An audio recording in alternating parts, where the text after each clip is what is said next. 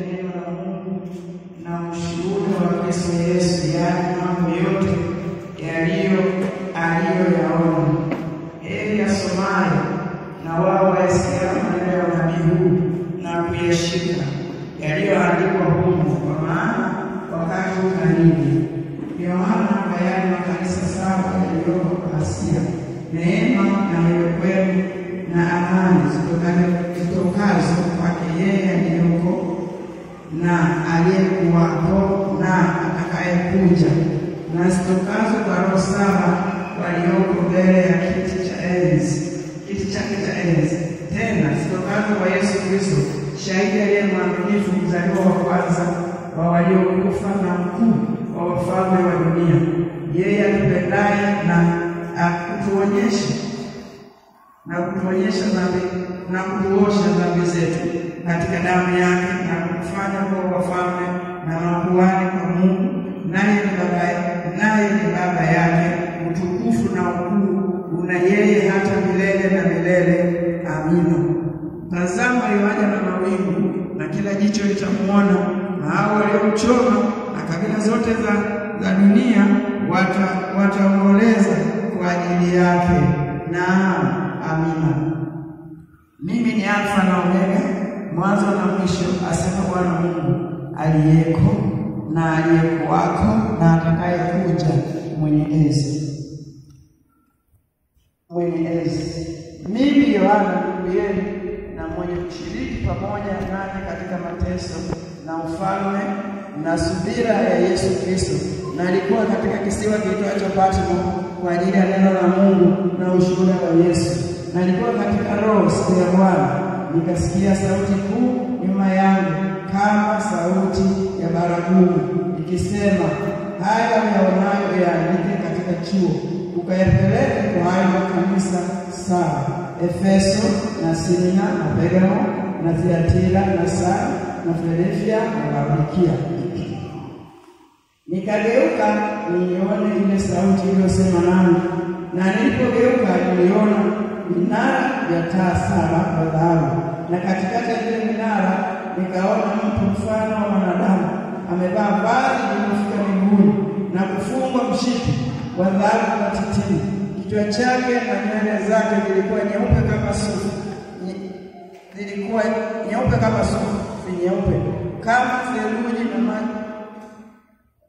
kama theluji, na macho yake kama mwali wa moto, na miguu yake kama shaba iliyosuguliwa sana, kana kwamba imesafishwa katika tanuru, na sauti yake kama sauti ya maji mengi.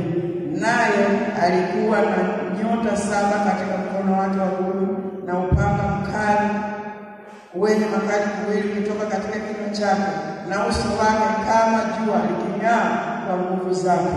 Nami nilipomuona nilianguka miguuni pake kama mtu aliyekufa.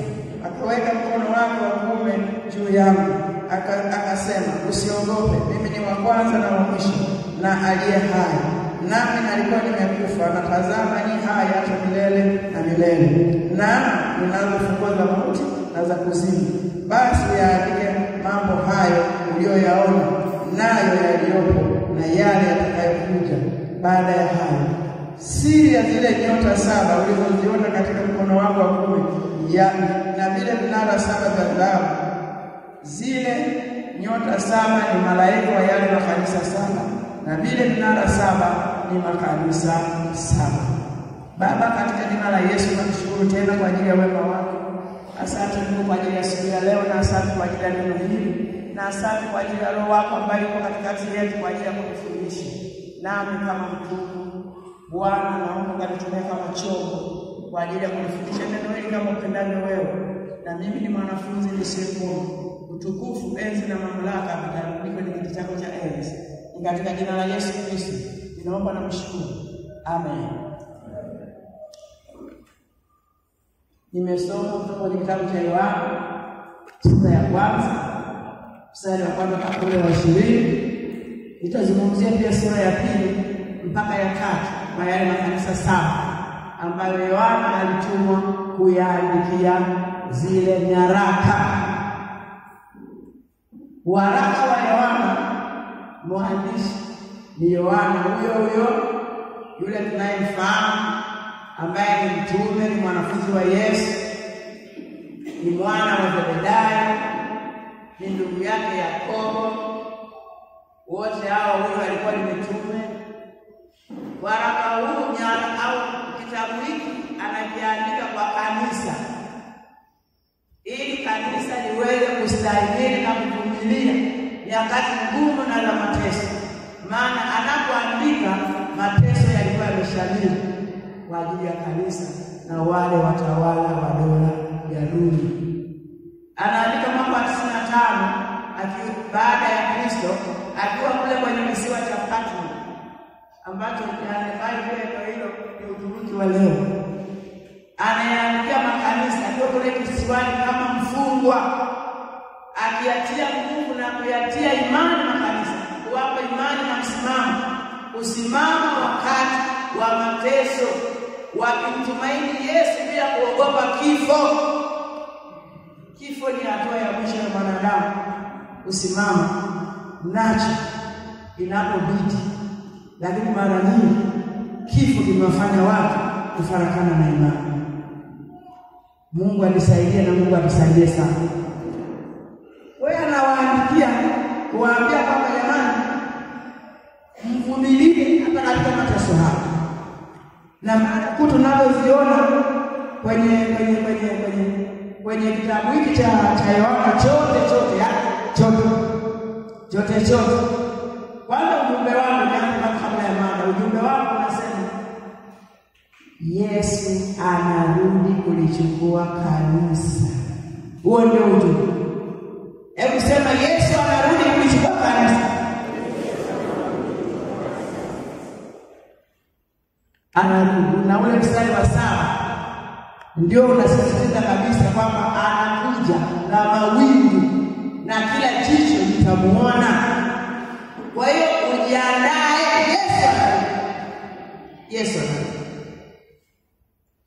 Yesu. Mawazo makubwa kwenye kitabu cha Yohana, wazo la kwanza, Yesu anaporudi anakuja kukomesha uovu wote. Anakuja kukomesha. Maana tunapoona kitabu cha Ufunuo tunaposoma, tunaona nguvu za Mungu na nguvu za Shetani. Lakini hatima ya yote, Mungu atakuwa mshindi milele na milele. Jiandae, maana Yesu anarudi. Lakini wazo lingine dogo chini ya hilo ni kwamba wanaokuja kunyakuliwa ni wale walioshinda. Kwenye makanisa 7 ambayo Yohana anayatuma kuwaandikia zile nyaraka, kuna mstari unaosema yeye ashindaye.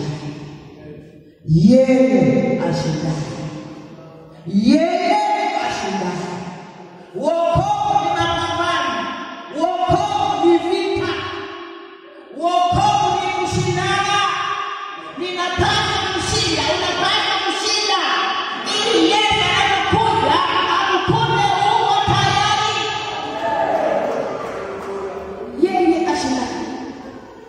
Yeye ashindaye. Na kwa maana nyingine ni kwamba Yesu alikuja kuwachukua washindi. Mstari wa muhimu sana kwenye kitabu cha Ufunuo wa Yohana ni ile 1:19. Huo ni mstari muhimu sana kwenye kitabu kizima cha Ufunuo wa Yohana. Yohana anaambia, andika mambo aliyoyaona ule ufunuo wake kuhusu au maono kuhusu Yesu Kristo. Anaambia lingine tena, na yaliyopo ni yepi sasa? Zile jumbe kwa makanisa 7. Na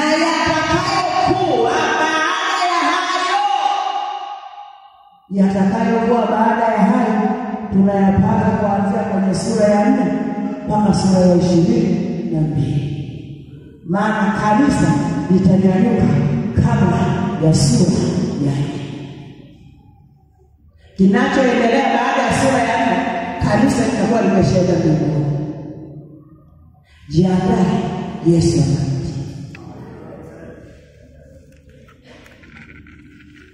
Mambo ambayo Yohana alifunulia, mambo yaliyokuwepo na mambo yatakayokuwepo baada ya haya. Jumbe 7 kwa makanisa 7 kuanzia sura ya 2 mstari wa 1 zimefananishwa na jumbe kwa kanisa la ulimwengu wote, kuanzia kanisa linaanza siku ya Pentekoste mpaka Yesu anapokuja kulichukua kanisa. Hapa tulipokaa kwa mwingi wetu, kila mmoja ana kipande kwenye haya makanisa 7. Kila mmoja ana sehemu kwenye haya makanisa 7. Maana kwenye haya makanisa 7 yako ambaye alipewa maonyo kwa kutokukaa sawa na Mungu, na yako ambaye alitiwa moyo yaendelee mbele kwenye hizo taabu.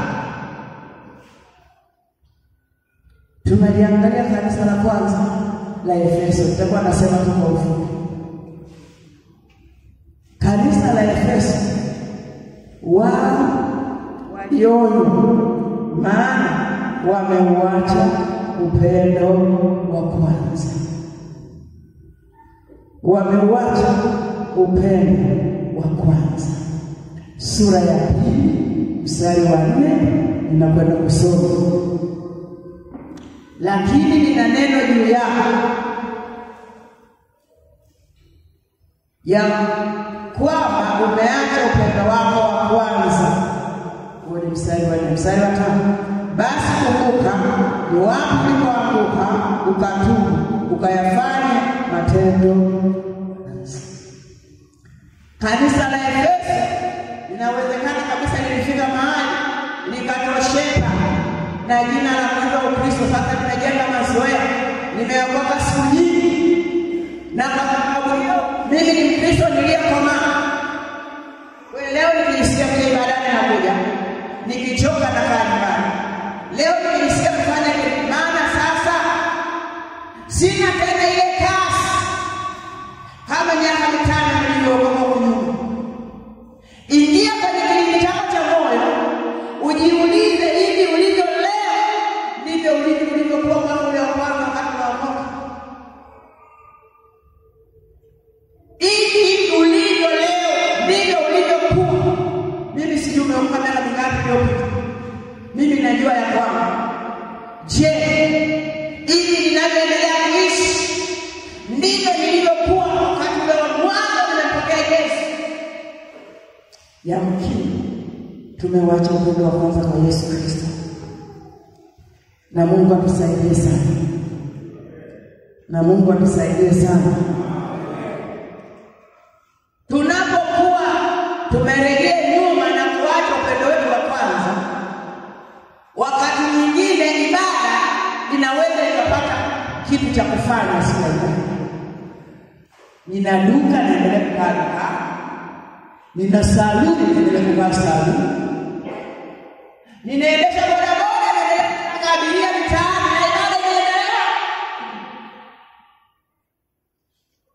Na pengine nimekaa nyumbani na kupumzika na angalia TV.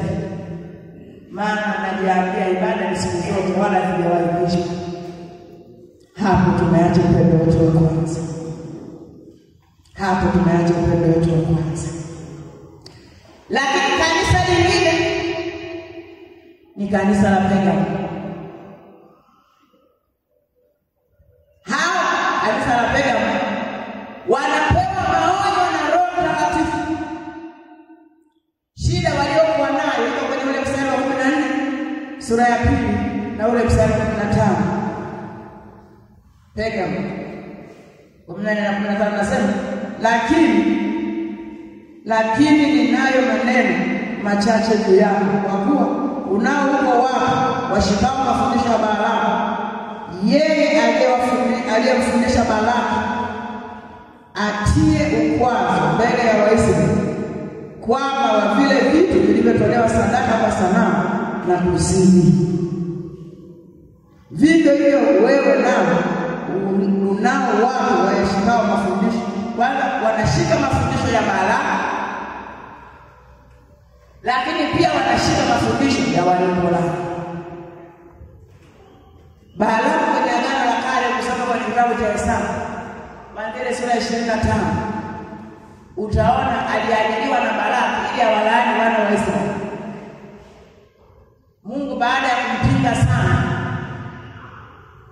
basi akaona sasa, akampa ushauri Balaamu, ukitaka kuwateka hao watu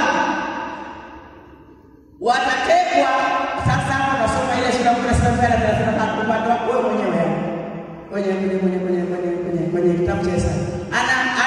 Yani Balaamu anatoa ushauri kwa Balaamu kwamba wanawake wa Moabu wao wanatengeneza sherehe.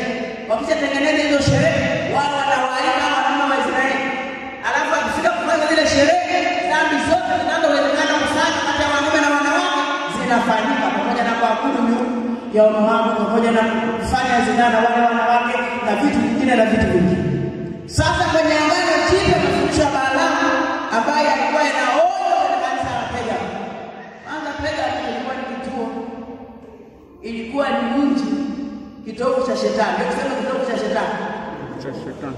Biblia isema, lakini kitabu kingine kinasema ukiingia kwenye ule mji, kibao cha kukukaribisha kilikuwa kinasema karibu kwenye enzi ya shetani. Imani potofu ilikuwa kama zote. Mahekalu watu wanaenda kufanya ibada huko, na hekalu la Kaisari nalo lilikuwepo, ambao watu wa dola hiyo walikuwa kila mwaka walienda mara moja kusikiliza uvumba na kusema Kaisari ni Bwana, Kaisari ni Bwana. Hapo napo Yesu Kristo alipanda kanisa na likaota. Maana huyo ni mwamba. Hebu sema ni mwamba. Yaani hakuna mahali panashindikana. Sasa mafundisho ya Balaamu ni pamoja kwenye Agano Jipya sasa kuhudhuria sherehe za kipagani. Hebu sema sherehe za kipagani. Sijui niseme kafuria, sijui niseme sherehe za kipagani. Sherehe ambazo hazipi Mungu sifa. Sherehe ambazo watu wanaenda na Mungu wanarudi wameharibika. Kanisa naomba tupone na sherehe za kishetani.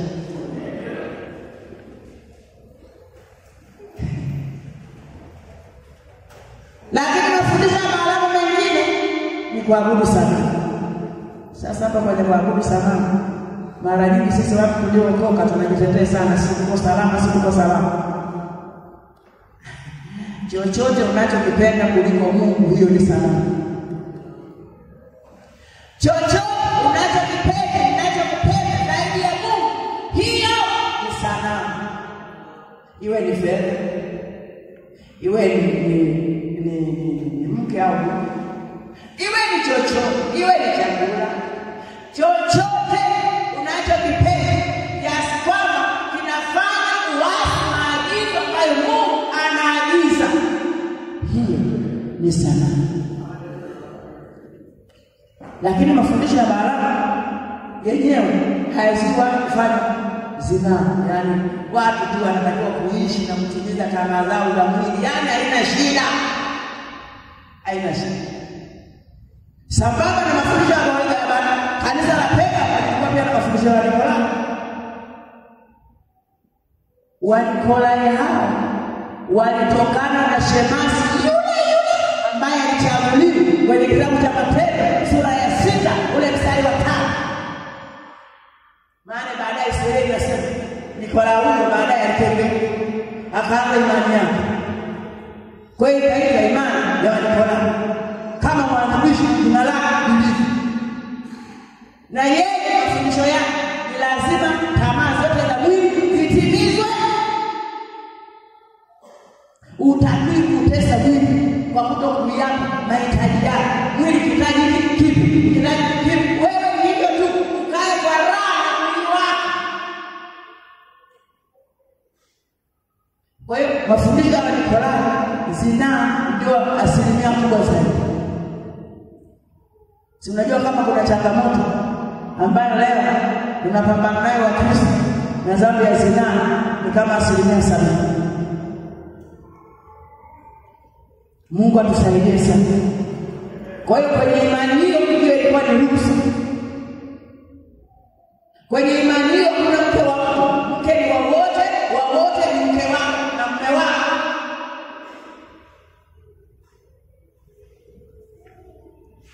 Kwa kanisa la Pergamo wakawa naona mambo haya hayapaswi kuwa hivi. Lakini kanisa la tatu ni kanisa la Thiatira. Nalo liko kwenye sura hiyo ya pili kuanzia ule mstari wa 18 mpaka ule wa 29. Kanisa la Thiatira nalo linaona mabaya ya mafundisho ya mwanamke mmoja anayeitwa Yezebeli. Yezebeli tunamfahamu Agano la Kale, ambaye alikuwa ni mke wa Ahabu. Kisoma Wafalme wa Kwanza ile sura ya 16 utamkuta huko Yezebeli.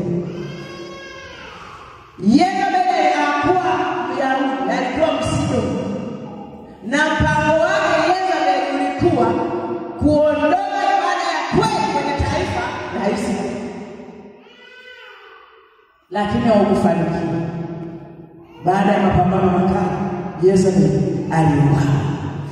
Sasa Yezebeli wa Agano Jipya, ambaye sasa kanisa la Thiatira walikuwa wanafuata mafundisho yake. Yeye kwanza alikuwa anajiita nabii,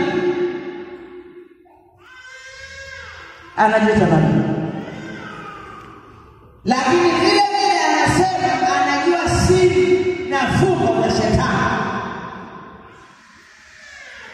Lakini mafundisho yake mengine ni kuto kuweka sheria kanisani. Kanisa linatakiwa kuwa huru na kama dunia inavyoishi. Huyo ni Yezebeli wa Agano Jipya. Na kwa sababu hiyo akawa anaua watumishi wengi wa Mungu kwa mafundisho yake. Hebu tusome ile 2:20 tuone jinsi ambavyo inaambiwa kanisa la Thiatira.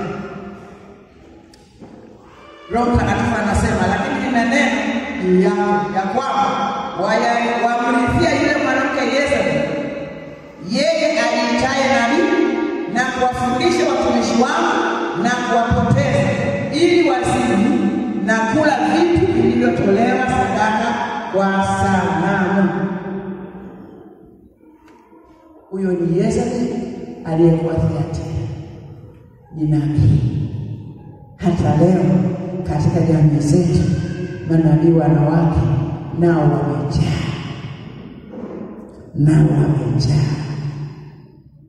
Wengine wanajiita wenyewe Mungu,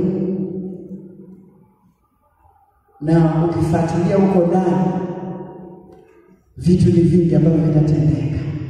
Hilo ni kanisa la Thiatira, nalo lilikuwa na shida hii. Walikuwa wanafundishana mafundisho ya huyo mwanamke kwamba kanisa linatakiwa tu kuishi kwa uhuru. Kwa nini mkabakawa na shida nyingi, mara msifanye hivi, mara msifanye hivi? Mwanadamu ni mtu huru, anatakiwa kuishi kama vile matakwa yake yanavyomuongoza. Ninaenda kanisa la nini? Hilo ni kanisa la Sardi, ambalo tunalipata ile sura ya 3 mstari wa 1 mpaka ule wa 6. Kanisa la Sardi linaambiwa kwamba linaitwa hai, na yenyewe linajiita hai, japo yeye Roho Mtakatifu analiangalia anajiona limekufa. Na mstari mpaka wa 3 ndio hiyo tunaona hiyo shida ambazo Roho Mtakatifu anaziandika kwenye kanisa la Sardi. Anasema hayo, na kwa malaika wa kanisa lililoko Sardi andika, hayo ndio anenayo yeye aliye na hizo roho 7 za Mungu na zile nyota 7, na yajua matendo yako, ya kuwa una jina la kuwa hai nawe umekufa. uwe mwenye kukesha, ukayaimarishe yanayotaka kufa. Maana sikuona matendo yako kuwa yamekamilika mbele za Mungu wangu. Basi kumbuka jinsi ulivyopokea na jinsi ulivyosikia, yashike hayo na kutubu na kutubu. Kanisa la Sardi ni kanisa ambalo lilikuwa lina shuhuda zilizopita, lakini kwa wakati huo hakuna tena kinachotokea. Yaani ni wale watu ambao wanasema mimi zamani Bwana, mimi zamani, mimi zamani Bwana, mimi zamani. Kwa wakati huo hakuna tena kinachotokea. Ni kama vile sasa limerudi tu kwenye mfumo wa mambo yanayoendelea duniani huku. Nimeishia tu mimi zamani nilikuwa hivi, mimi zamani, mimi zamani, mimi zamani. Tusije kusimulia za zamani, maana Biblia inasema wokovu ni sasa. Ya jana nilishajua thawabu yake. Roho Mtakatifu anaangalia ninapotembea leo na sio habari ya jana. Ya jana yanaweza kanikumbusha kwamba na hivi ulikuwa umefanya, lakini sasa umekiacha.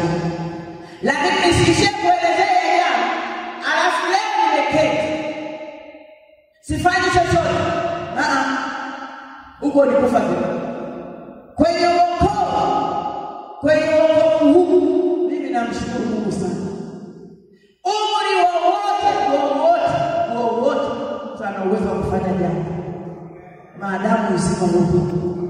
Jamani, amina. Yaani kulikuwa na kanisa fulani pale ndani, nilipenda sana ile kanisa, mfumo wao waliotengeneza huyu ambaye sasa ameshaondoka. Wazee wale wanaosema mimi siwezi kufanya hivi, mimi siwezi kufanya kile, wazee kabisa. Ukifika saa 4 walikuwa na maombi mpaka saa 6 mchana. Kila siku wanakwenda kuomba. Na kwa sababu sasa nilikuwa kwenye section ambayo na mimi nilikuwepo, kwa hiyo wakati mwingine wengine hawajui ratiba nini kinaendelea. Mko pale wanawake, unaona hao wanakuja wanaambia leo kanisa lina shughuli, kwa hiyo wanarudi nyumbani. Kwenye wokovu huu hakuna mtu anayesema mimi siwezi kufanya chochote, nimezeeka. Hapana. Wale ambao hawana miguu na ni wazima, kwa maana kwamba miguu yao imezeeka haiwezi kutembea, wana uwezo wa kuomba na mambo yakatendeka ndani kisha na ndani. Hawezi kusema mimi hapa kweli nimezeeka sasa siwezi kufanya chochote. Hatuna sikilizo. Kuna watu tunaletewa alafu hatutaamini mambo wanayofanya kwenye ufalme wa Mungu. Kanisa la Sardi ilikuwa linaishi katika ulimwengu mwingine, halafu alijui kama limekufa. Mungu atusaidie sana. Si vizuri sana kujisifia mambo yaliyopita, lakini naweza nikashuhudia kwa ajili ya watu wengine. Lakini pia ninaposhuhudia mambo yaliyopita na sasa, watu wanataka kumwona Mungu anaishi katika maisha yao. Kiuhalisia hawakuwa na sifa ya kuitwa kanisa. Lakini sasa kwa sababu ni kanisa ilikuwa lilianza kanisa, baadaye linaendelea kuitwa kanisa na kanisa na kanisa na maoni yanatolewa. Kanisa la 5 ambalo tunalipata kuanzia mstari wa 14 mpaka 22 linaitwa Laodikia. Laodikia lina maonyo kuanzia mstari wa 15 mpaka 18. Nami naomba nikasome mstari wa 15 mpaka 18. Nasema, na yajua matendo yako ya kuwa hu baridi wala hu moto. Ingekuwa heri kama ingekuwa baridi au moto. Basi kwa sababu una uvuguvugu wala hu baridi wala hu moto, nitakutapika utoke katika kinywa chako. Kwa kuwa umesema mimi ni tajiri, nimejitajirisha wala sina haja ya kitu, nawe ulikuwa mnyonge na mwenye mashaka na maskini na kipofu na uchi. Kanisa la Laodikia lilikuwa ni vuguvugu kama maji ya eneo jinsi yalivyokuwa. Laodikia inasemekana kwamba ni eneo ambalo halikuwa na maji.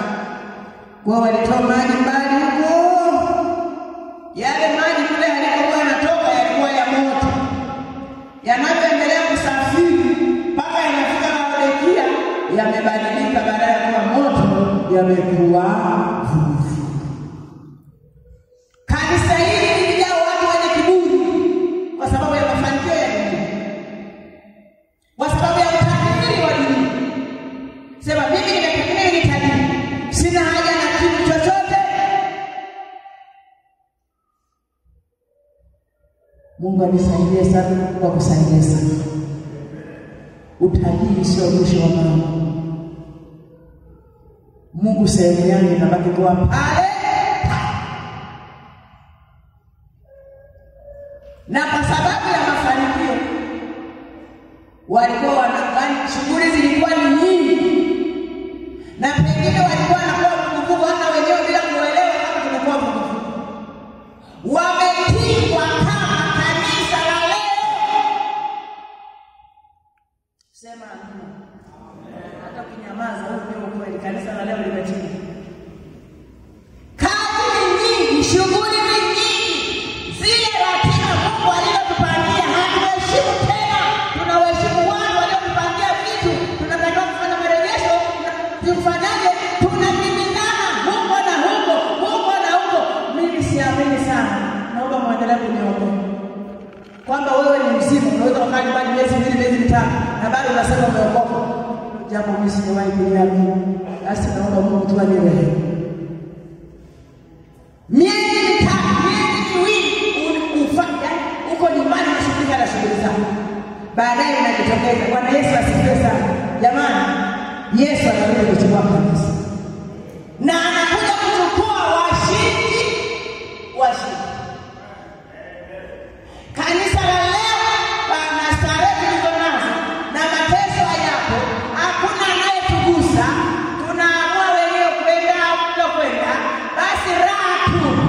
Tumepoteza kiwango. Naomba turudi kwenye moto. Mwambie mwenzako rudi kwenye moto ule wa kwanza. Ibada sio ya hiari, ni lazima. Yaani sichagui leo naenda au sieni, natakiwa kwenda. Maana ibada tunapokusanyika pamoja tunapeana kiote. Jamani, amina. Kuna mtu asipokuona hajisikii vizuri. Anapokuona anajisikia kusonga mbele.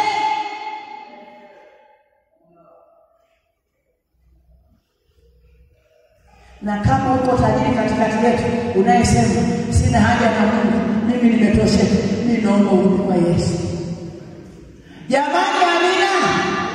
Nyenyekea chini ya mkono wa Mungu ili Mungu akukweze. Utajiri wa dunia hii kama takataka. Ninakwambia utakapokufa sio kitu chochote. Jamani, amina. Hakuna anayeondoka na gorofa wala na gari wala na chochote. Anakwenda kama alivyo, na nguo ya kuvalisha wanakuchagulia. Wala useme nipeni ile suti. Wao wanakuchagulia. Wakutaka kwenye mkeka haya, wakutaka kutupa haya. Yote vile ninasema Yesu anarudi kanisa. Anarudi. Yesu anarudi. Tunazo shughuli nyingi mno. Shughuli hizi zisituondoe kwa Yesu. Tunapoendelea na shughuli, kadiri shughuli zinazokuwa nyingi, tumwambie Mungu atupe neema la kuendelea kumpenda zaidi na zaidi. Maana hizo shughuli zenyewe tu zinamhitaji Mungu. Maana pasipo Mungu tutakwenda kinyume na mpango wa Mungu. Yesu anarudi. Kati ya makanisa 7, nyaraka niliandikwa kwa makanisa 7. Kanisa la Efeso, kanisa la Simba, kanisa la Thyatira, kanisa la Pergamo ndio la 5, Thiatira ni la 4. Kanisa la Sardi, Philadelphia, na kanisa la Laodikia ni makanisa mawili tu yaliyotiwa moyo. Kwamba wao wako vizuri. Maana hesabu hii inasema kati ya Wakristo 7 ni watu wawili wako vizuri, watu 5 wote wameharibika. Kwa hiyo fanya hizo hesabu. Kwenye watu 14 ni watu 4 wako vizuri, watu 10 wote hawako vizuri. Sambamba na jumbe hizi. Sijui wewe uko wapi. Sijui wewe uko wapi, mimi sijui. Maana hiyo ni siri ya moyo wa mtu. Uko Efeso, mimi sijui. Uko Simina, mimi sijui. Uko Pergamo, mimi sijui. Uko Thiatira, mimi sijui. Uko Sardi, mimi sijui. Uko Philadelphia, mimi sijui. Uko Laodikia, mimi sijui. Mwenye siri ni Roho Mtakatifu. Lakini Yesu anakuja, na anakuja kuchukua washindi ili aende nao. Ile sura ya 20 ya kitabu cha Ufunuo kuna mstari mimi naipenda sana. Ule mstari wa 6 unasema hivi: heri na mtakatifu ni yeye aliye na ufufuo wa kwanza. Yaani yule atakayefufuliwa ili anyakuliwe. Maana huyo atatawala na Kristo miaka 1000. Na ule mstari wa 12 unasema vitabu vikafunguliwa. Hebu sema vitabu. Na kitabu kingine kikafunguliwa cha uzima. Hebu sema cha uzima. Leo jina lako hakikisha liko kwenye kitabu cha uzima. Kama tunataka kunyanyuka na Kristo kwenda mbinguni. Yaani unajua watu ni mafundi wa kuoga, hata waliookoka. Lakini bahati nzuri kwenye unyakuo hakuna kuoga. Yaani hata kama wewe unajifunza kutoa rushwa namna gani, hata kama wewe ni bingwa wa kupenyeza vitu, kwenye unyakuo hicho kitu hakipo. Kwanza namna yenyewe ya kunyakuliwa ni sisi ndio tunaondoka kumfuata, yaani hadi kuchagua. Sisi ndio tunanyanyuka kumfuata pale hewani. Yaani Yesu anakuja. Unapokaa kazini, unapokaa kanisani, unapokuwa njiani, unapokuwa popote, unapolala jioni, sema Yesu, ukija usiku mimi nakwenda mbinguni. Usikae kwenye mtusi wa giza ukifikiri kwamba nitatoka kesho kutu. Maana hatujui sana wala hatujui usiku. Yeye ndiye anayejua anakuja. Naomba tusikie.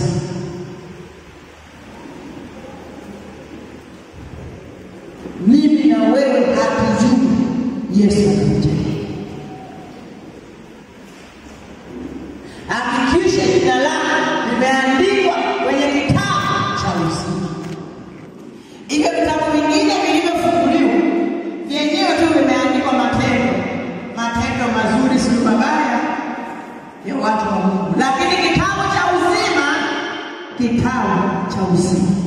hakikisha jina lako liko.